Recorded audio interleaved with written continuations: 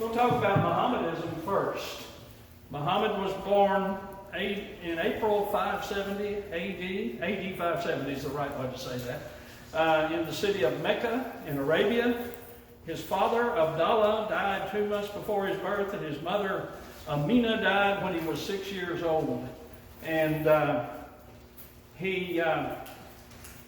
when his mother died, she gave him to his grandfather. And he died 2 years later, and so he ended up being raised by an uncle. His uncle was a wealthy merchant who made trips to Syria from Arabia and brought back caravans of goods and all that. So that's what he grew up doing. That's how he grew up, as the son or nephew of a wealthy merchant. There's all kinds of things attributed to him. Some of it is just so bizarre, you just shrug your shoulders.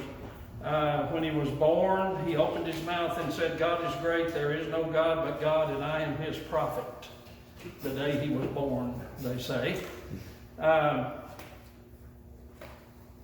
He was really handsome, and he married a woman named Khadijah, who was the widow of a wealthy merchant. And so he married a rich widow woman, and he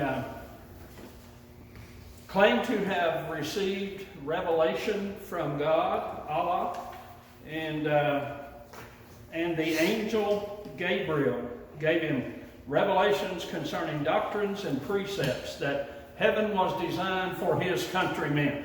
At the age of 38, he went into a cave and stayed for 2 years. Then at 40, he assumed the title Apostle of God, and with his wife, his freed slave, and his nephew as converts.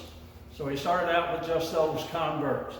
It wasn't until 4 years later he began to tell people what he had experienced in that cave, and he was an accomplished orator, and so he spoke these things in public at a time when that was a big deal, when you could really change the world by speaking to large audiences. He set forth a 6-fold program, and here are the points. We will not worship any but one God. We will not steal. We will not commit adultery. We will not kill our children. We will not slander. We will not disobey the Prophet Muhammad in anything he says. That was one of his things that he put forth. And we'll get into this some more as we go along. By eloquent preaching, he converted whole caravans. And those who would not become Muslims, guess what happened to them? They chopped their heads off. Yeah, they were killed. They were killed. And so it's either convert or die. Mm-hmm. And that was pretty much for hundreds of years their mode of operation. You either convert or die. And a lot of Christians died because they couldn't do that. In 630, he set out against his native city, Mecca, traveled with 10,000 men because he wanted to take the city by surprise. And as he approached the city, one of the leading men of the town was captured and brought to him, and he proclaimed the faith and asked him not to destroy the city. And so Mecca was taken with very little bloodshed. He just threatened to destroy it. He destroyed all the images, and he declared the road between Medina, the ground between Medina and Mecca, as holy ground, and no non-believer should put a foot on it. And so that's just their early beginning. We are very familiar with. It's either you hear it either called Muslim, the Muslim religion, the Muslim with a U, or Islam. The correct name for it is Mohammedanism, and that's you won't go wrong if you call it Mohammedanism. The word means submission and surrender to one true God, who is what Muslim calls, that's what the word Islam means. And they call him Allah. As every American is painfully aware, there are militant factions of Mohammedanism in our society. And it even, with the increased interest, there's a lot of confusion about them. And so we're just going to go into the religion a little bit. The reason we're going to do this is because in church history, Mohammedanism plays a very important role. And we're going to see that. It was when we get to the Crusades, that's what that was all about. When we get to the fact that Jerusalem and the Dome of the Rock and the mount where the temple used to stand it belongs to Muslims. And so you get to all that, and you have to understand what happened. What are they thinking? There is no God but Allah, and Muhammad is the prophet of Allah. That's the great confession that Muslims around the world declare daily. In the world, there are 4 major religions: Christianity, Hinduism, Judaism, and Islam. Those are the major ones. Now, I know there are thousands of little ones under that. Islam is the fastest growing religion in the world. For the last several years, it's been promoted through the world by oil-rich Arab countries. Saudi Arabia spent billions, with a B, promoting it in the U.S. The Muslim faith is a major driving force in the lives of nations in the Middle East, West Asia, and North Africa. It's more than a religion to the people who believe it. It is a way of life. We could say that about Christianity, couldn't we? It's who we are. It's not what we do on Sundays, hopefully. It's who we are. I often tell people, they ask me what I do, and I say, well, the church is my life. The Lord and His church. That's my life. And it's been a good life. I don't complain about that, but that's the way it is. The history of Islam revolves around, of course, the central figure, Muhammad. And he spread his religion by military conquest. He received his holy writings, so-called, by visions. And the Quran is the main holy book. There are actually 4 inspired books that the Muslims hold in great regard: Law of Moses, the Psalms of David, the Gospel of Jesus Christ, and the Quran. The Quran is the most recent and final and supersedes all other works. It has a lot of the Old Testament in it. The Quran has a lot of the Jewish Old Testament in it. And you can do whatever you want with that. So there are 5 major doctrines. God, only one name. His name is Allah. There is only one God. Now, I will tell you that people mistakenly think He is our Jehovah. He is not. He is quite different from our Jehovah. He is militant. Ours is loving. He is dogmatic. Ours is gracious. And there are lots of differences. They believe in angels. Gabriel is the leading one. Where'd they get his name? Out of the Bible, yeah. Scripture, as I said, they have 4 major books, but they're the most recent and most holy and most accurate one for them is the Quran. Sometimes Quran, but you know what it is. I rented a car one time, and I think I lived here, I believe. Somewhere I was going on a trip, and I rented a car, and I got home with it and was putting my suitcases in it, and one of my grandkids reached up where the thing is in the back seat where you hang clothes, you know, up above the door. Reached up there, and there was a copy of the Quran sticking there. A whole copy. I've got it. It's not in English, but somebody had stuck it in there and left it in the rental car, and the cleaning crew missed it, apparently, if they cleaned those rental cars. But anyway, I've got a car. Those hijackers. Huh? Might have been one of those hijackers. It may have been, who knows. I have met some people who practice Mohammedanism that are very nice people. We sometimes, that's what we all automatically think of, is the hijacking and the militant part. Yeah. But there are some who just kind of casual Muslims. Their prophets are Adam, Noah, Abraham, Moses, Jesus, and Muhammad. Guess who is the most powerful one and the most accurate one? Muhammad. If he says something contradictory to Jesus, he's telling the truth. They believe the last days is a time of resurrection and judgment. They have 6 pillars of faith. Their creed is no God but Allah. They have a prayer ritual 5 times a day. You will remember that a lot of American corporations accommodate them.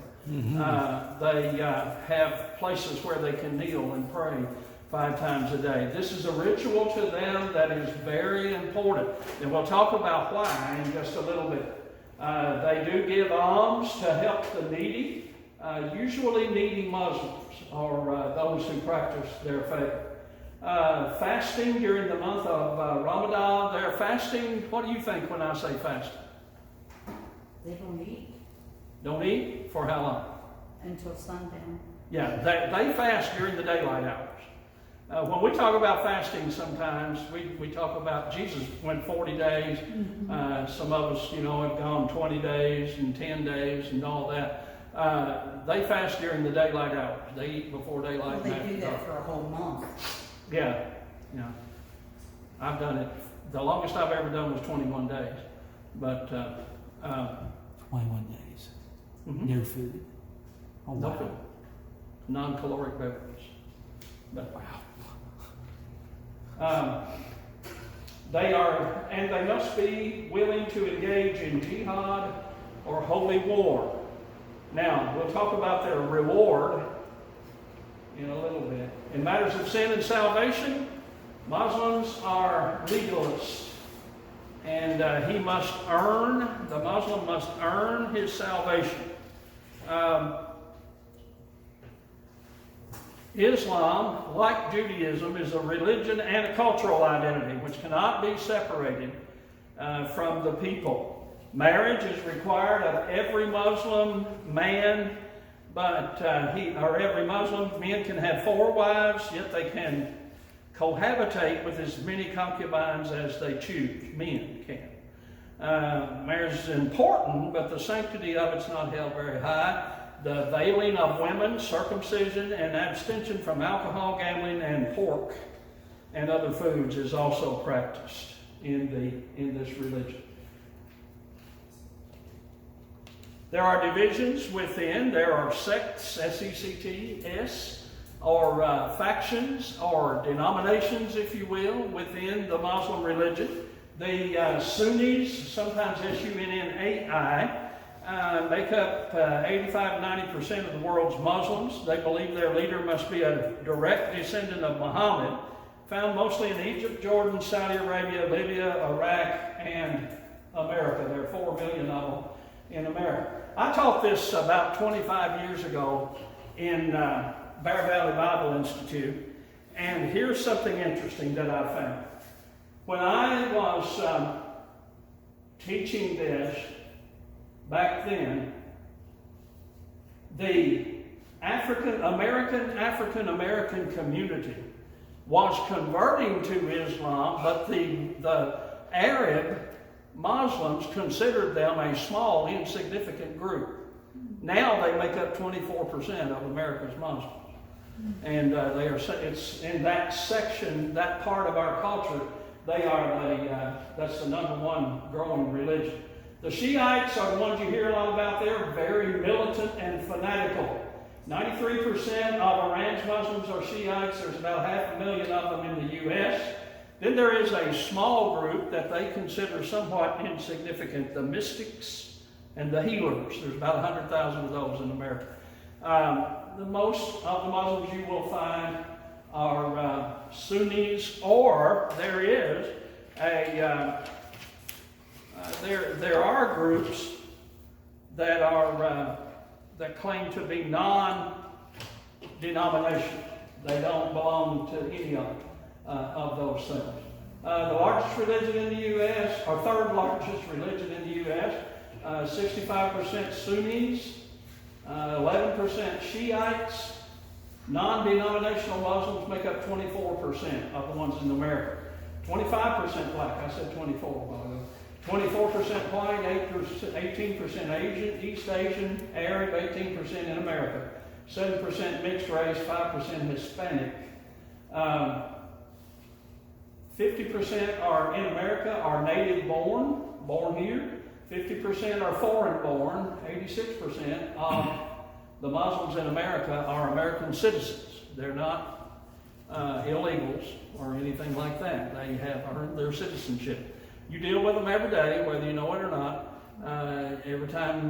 Almost every time you go into a convenience store, you're either dealing with a Hindu or a Muslim. Even your doctors. Some of your doctors are Muslim. A lot of them are. A lot of them are of Indian descent and are Hindus. A lot of them are Christians. I met one here that runs a motel, and guess what his name is? Patel. That's the main Indian name in America. Bob Patel, of all things. Patel. And he is a Christian. Yeah. And so that's unusual, but he and his family. He used to give us good deals on rooms when we had guest speakers in, because he liked the church. Its growth is closely tied to nationalism. Growth does not mean truth. Muhammad, the founder, has based his teaching on inaccurate and untrue interpretations of the Bible. Even though it's grown rapidly, the whole duty of man hasn't changed. And you know what Solomon said: fear God and keep his commandments. And not Allah, God, Jehovah God. And so the reason I want you to know this is because this is going to crop back up in several places as we go through the history of the church as in the dark period, in the departure period. Now, we talked the first 3 weeks, this is our 4th class, believe it or not. We talked the first few weeks about how the church started, how it was organized, and how it began to depart shortly after the death of the apostles and people whom the apostles had taught. When all those people died, the church in Rome eventually emerges as the main one over all the others. And that's what we'll see tonight, the rise of that and how that happened, and how, to the degree to which the church departed from the New Testament, to where somebody finally said, okay, enough's enough, we've got to do something else. This can't possibly be what Jesus died for. I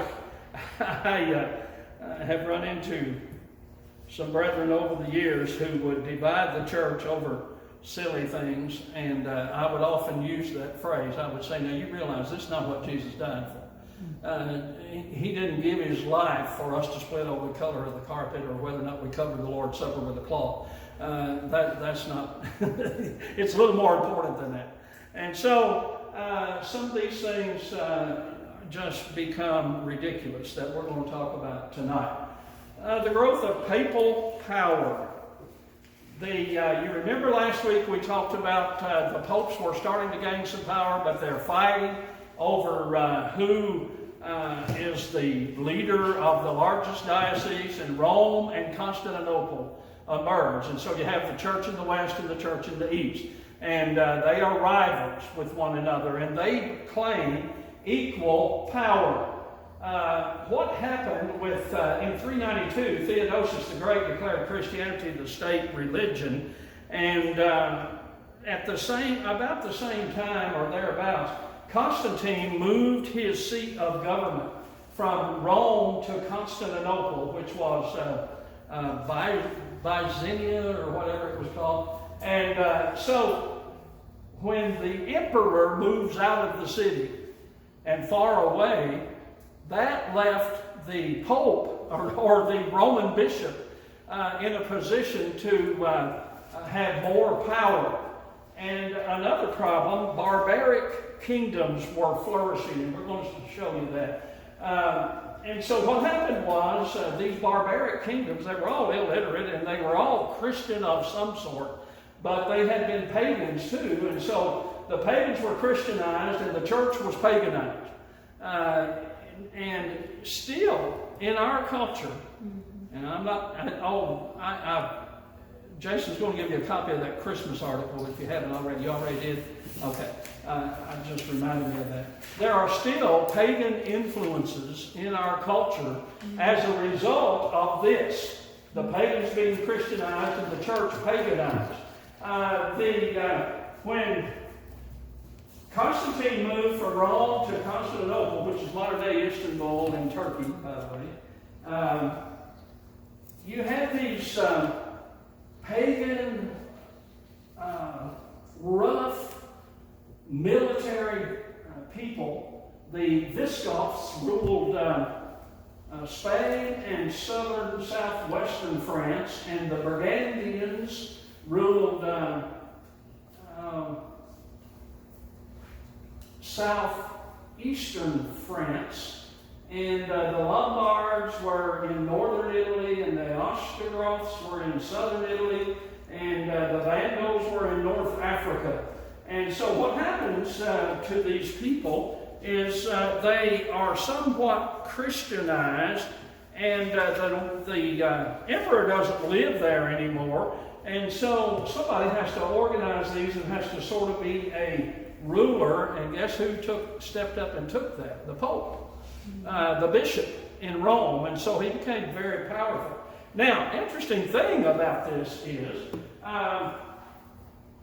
they are Arians. You remember the Arius controversy last week? What was his thing about Jesus? You remember what he thought? There were Arian Christians and there were Orthodox or Eastern Christians, and they were kind of vying for the same thing. The Arians believed that Jesus was special but not equal to God. He was a step down from God. And so that's what all these tribes, these Germanic people, these Lombards and all them, they were Arians. But they got along with Rome, all right, for a while. They were illiterate, and through their destruction of culture and literacy, illiteracy soon swept the Western world. There were a lot of priests that couldn't read and were uneducated. And we'll tell you how they got their office in a little bit. But in the midst of political turmoil and chaos, they longed for a centralized government. And the Bishop of Rome stepped up. And he said, I'll be your centralized government. Well, what he's doing is gradually gaining power. And eventually, he's going to be more powerful than the emperor himself. The emperor is going to be subject to the bishop. One thing happened, and again, we were talking about Muslims, and between 714 and 741, the Muslims invaded Western Europe. And so all these people who were at odds with each other and fighting each other to keep the Muslims out and drive them out, they all had to join forces. And they did. They united and drove them out. And so that was one place the Muslims didn't take. They did take Palestine and some other areas. Charles Martel, with the aid of the Pope, arose to the occasion. He lived from 714 to 741, and he was one who helped drive the Muslims out. Then his son took over, and his son was given temporal rule of the territory that they had taken from the Lombards. And so he was named by the emperor the Duke of Rome. And from there, the power just grew. He died in 768, and the kingdom was divided between Charlemagne and his brother Carloman. And when Carloman died, Charlemagne took over the entire kingdom and attempt to strengthen and enlarge it. And he called himself the head of the church. The emperor did. The emperor became the head of the church. We'll read something to you from Maddox on page 179. Charlemagne looked upon himself as a king in the same position as King David was, telling the Pope, "It is my bound duty by the help of divine compassion everywhere to defend outwardly by arms the whole church of Christ against every attack of the heathen and every devastation caused by unbelievers, and inwardly to defend it by the recognition of the general faith. But it is your duty, Holy Father, to raise your hand to God as Moses did and support my military service by your prayer." And so he basically says, I'm the head of the church, you pray for me. and how we're going to get this done is you go to God on behalf of the emperor. And so from this time, Western emperors worked through or with the papacy. But there was a rivalry. There always is. Charlemagne assumed active leadership in the church, and there were three theories at the time working against each other. One was the Pope and the Emperor were each independently commissioned by God to rule in a separate sphere. Now, that might work. If the bishop stuck to religious stuff and the king stuck to secular stuff and civil stuff, that might work. The second theory, though, was the emperor was superior to the pope, and the third theory was the pope superior to the emperor. And so you got a rivalry going on. And you have the pope wanting to take place of the emperor. The power of the church increased by land grabbing and falsified documents giving them power. I never will forget that several years ago when I was living in Indiana. I've lived in a lot of places.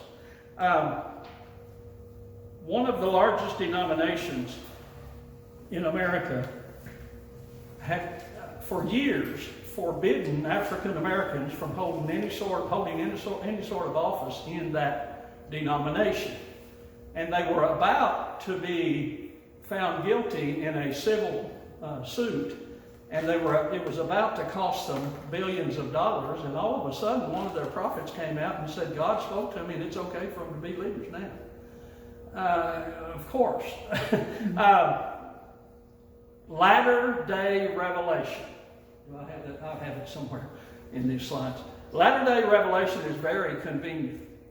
When things get really hot, you can say, God said to me, whatever. And people try to use that, and there are people ignorant enough to fall for it. Brother J. William Nix taught me how to preach, so this is all his fault. He used to say, if it's newer than 2,000 years old, it's too new. And so Latter-day Revelation is not a thing, but the church falsified documents supposedly from, and we'll talk about it in a minute, supposedly from trusted sources of the past that just happened to reappear after years of being lost, that helped them get power. It exalted the Pope above all religious officials because he claimed to be a successor of Peter and Paul. Secular rulers from Constantine to Charlemagne gradually gave or not. During the latter medieval period, there's evidence of a struggle between the Pope and the Emperor as to who would emerge to be the greatest power. And in the 11th and 12th and 13th centuries, feudalism was the dominant social, political, and economic order, and no effective central government could be maintained. So when you have chaos and somebody steps up and calls it into order, he's going to gain a lot of respect or a lot of power. And that's what the Pope would do. The Emperor was considered God's vassal. The Pope, however, claimed that he was God's vassal on earth, and accordingly the king should receive their authority from the Pope. And to strengthen his position, Otto the Great donated large estates of land to the church and elevated certain bishops to feudal lordship. He attempted to restore the Holy Roman Empire by relying on the power of the church. And so the result was to strengthen the secular power of the church. The church got involved in all kinds of secular things. But one of the ways the papacy gained strength, there was a Spanish archbishop named Isidore who died back in 636. So we are now way past that, and he left behind a number of important documents. He was an educated, one of the few, an educated man who wrote some really deep, very important documents for the church and for the secular government.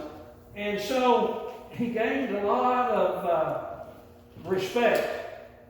And his reputation was used then. Later on, the Pope, when he needed more power, he would say, I found an Isidorian document in the vault. You know, I found something that Isidore wrote that you all didn't know he said. Look. And they used that to gain power, and they were forgeries. And years later, it was, we're talking about the church doing these things. They become very secular, they become very greedy, they become land grabbers, they become, the forged documents claim power for the Pope and supposed directives from forgotten synods and councils. They would say, here's a document from a council in Trent in whatever year that we didn't know they had. We didn't know they held that council years ago. And here's what came out of that. And here's what they decided. And so they would, it was just, it was all a scam. It was all dishonest and a way to take over. And this is the church doing this. Now, the question arises, where was the Lord's church during all of this? There were pockets, there were places where they existed underground, and no doubt in my mind that the church has always existed. Jesus said the gates of death will not prevail against it. And there is a little booklet by Dr. Hans Grimm that indicates that there is some evidence of congregations, at least in the Central Europe, during this time, of congregations of the Lord's church. There is evidence of congregations in England in the 1600s, and so later, but still pretty early, and there was a restoration movement in the 1600s. So they used land grabbing and trickery and these false documents. The false documents exalted the Pope above all others and claimed the Roman bishop as successor of Peter and Paul and grants him temporal authority. He's over all the rest of it. On the basis of that document, Nicholas I exalted the papacy in every conceivable manner to the point of controlling the kings. That's the danger of latter-day revelation. If I can convince people that God is speaking to me, I can convince them of a whole bunch of things. And remember, the emperor claimed for a while to be deity. Well, now that's been taken away, and it's the Pope by this time. The Pope is God's, in what the people believe, God's representative on earth. Infallible, and when God speaks to him, and what God tells him to tell the people is carries as much authority as Scripture. And so you have the Pope using crooked means to raise to this point. One of the documents called the Donation of Constantine tells, and this is long after Constantine, tells how he was afflicted with leprosy and states that Peter and Paul appeared to him in a vision and told him to have Pope Sylvester come and baptize him. This is just one of those documents. Baptize him 3 times for the cleansing of leprosy and removal of his sin. According to the document, Constantine did this and was healed of his leprosy. He then exalted Sylvester and states that since Sylvester is seen to have been set up as the vicar of God's Son on earth, the pontiffs who act on behalf of that principle of the apostles should receive from us and our empire a greater power of government, that the earthly clemency of our imperial serenity is seen to have conceded to them. For we choose the same prince of the apostles as his vicars to be our constant witness before God, and inasmuch as our imperial power is earthly, we have decreed that it shall venerate and honor his most holy Roman church, and that the sacred seed of the blessed Peter shall be gloriously exalted above our empire and earthly throne. So what does all that mean? It means that they claimed that Constantine left this document behind after Sylvester had miraculously cured him. He did no such thing. He wasn't baptized 3 times in his lifetime. He was baptized once on his deathbed. And so they come along and say, hey, here's something that we didn't know about him. And they use that to gain power. And so it exalts the Pope above all other things. It played a very important part in the Pope's gaining strength. Another way the Pope's gained strength was the hierarchy itself. Each priest was dependent upon his superior, and the superiors were dependent upon the Pope. They had made a very effective pyramid, if you will, with the Pope at the top. Of course, we started out with the scriptural eldership, and it went to a monarchical bishop, a diocesan bishop, and then a patriarch, and the Pope. And everybody's dependent on him. That way he controls the power. And guess, family, what's behind it all? What's behind all this? Saving souls? No, it's man's pride. No, not just man's pride. Money. Yeah. Money's behind it all. And when we get to the selling of offices, which was one of the controversies, one of the popes made over $1 million a year selling offices to others. And there was just, the church just became... Now, how did it get in that shape? Who let it do that? Gradually. Huh? Gradually, someone took over. It was a little bit more dominant, and a bunch of weak men let the dominant man take over, and you do the work, and then he gets a little bit more power, and he does it. It happens today. What made him dominant? Money, prestige, Education. Education. He could read, and the rest of them couldn't. He had them under his thumb because the world, by and large, was illiterate. And we're going to talk about that in just a little bit, how that changed. It is believed that Nicholas I was the first pope to use these false decretals, these false documents, and used them very effectively. He exalted the papacy in every conceivable manner. He deposed anybody that was not did not agree with him, and so these documents from the pseudo-Isidorian decretals were questioned as early as the 15th century, and in the 17th century, theologian Blondel proved them to be false. But by then, the church already had their power. They were already there. And there can be no doubt that the establishment of the papacy was the result, as you said, of gradual development over toward one. In conflict with, there were two major weapons that the church used to get the people in line. Excommunication. Now, here's what they believed. By this time, the people believed that they could not get married, they could not be buried properly, they could not worship without a priest present. They could not function in society and trade in the marketplace if they were not part of the church. So, why is excommunication a big deal? It can cost you your business. It can cost you your soul, they thought. And so, by excommunication, the priest could cut off any individual from receiving divine grace.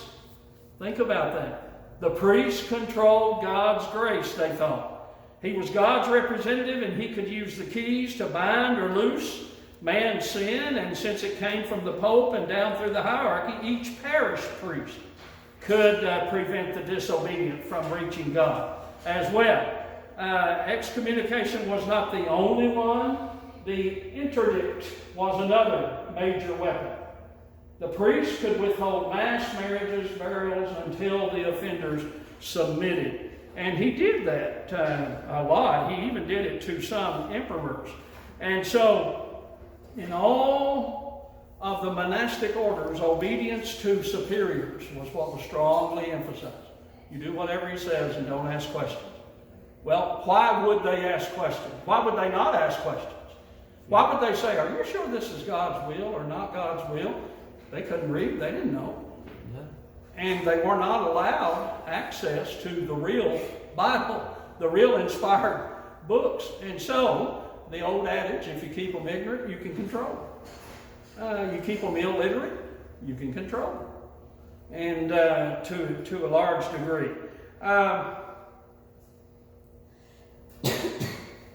It reached its height during a period when the church had people working in monasteries for them called scholastics.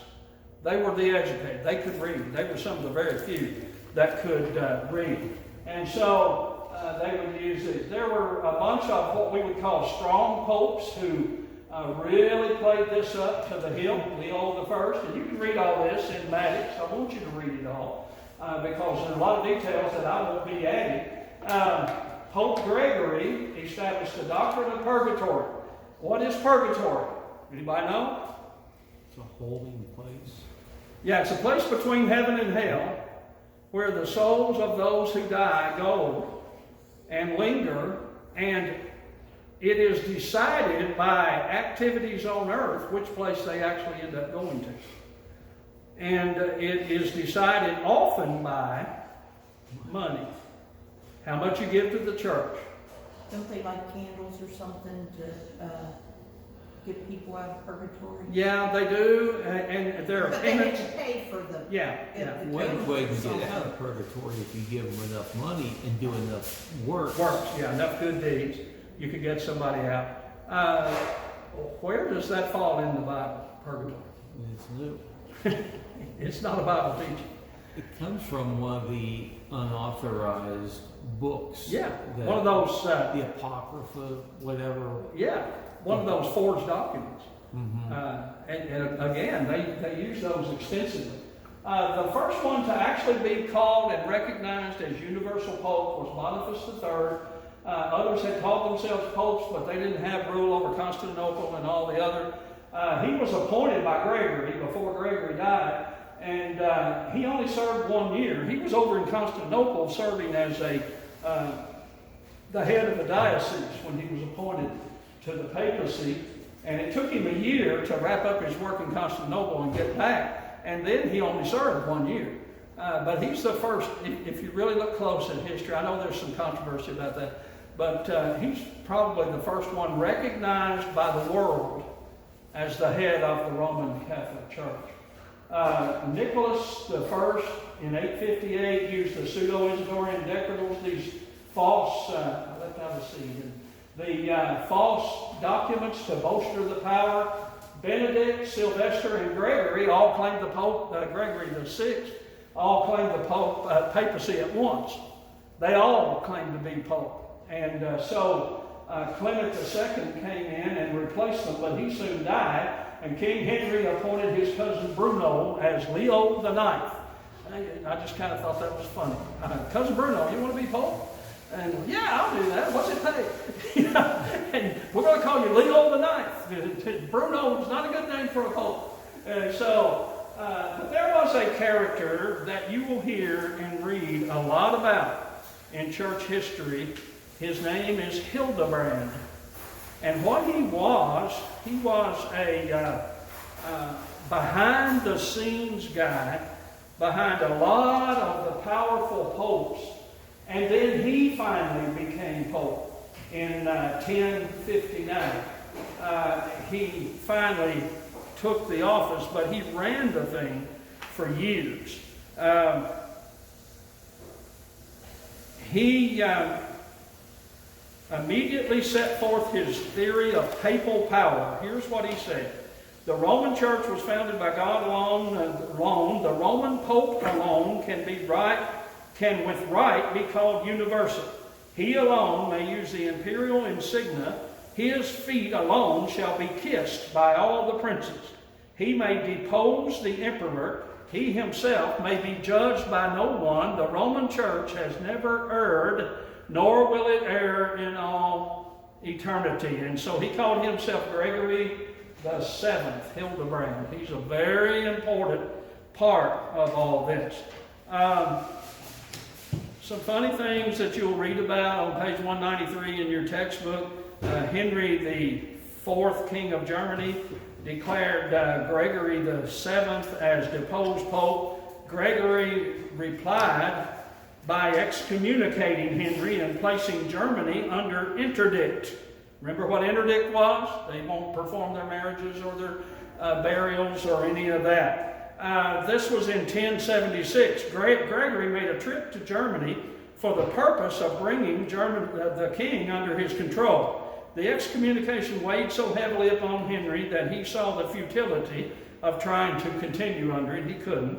And so, hearing that Gregory was coming to Germany, he made a trip to Canossa to request that the excommunication be removed. He humbled himself. This is the king. He humbled himself and asked that it be removed.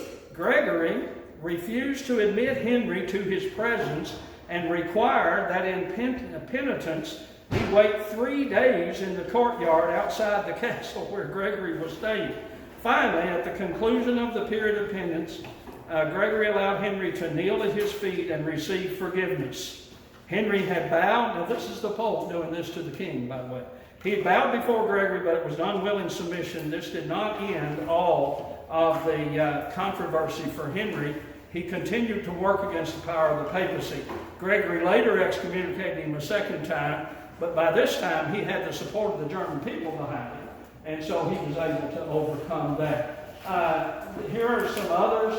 Boniface VIII. I always thought this was funny. I heard this in church history when I was a student at East Tennessee School of Preaching years ago.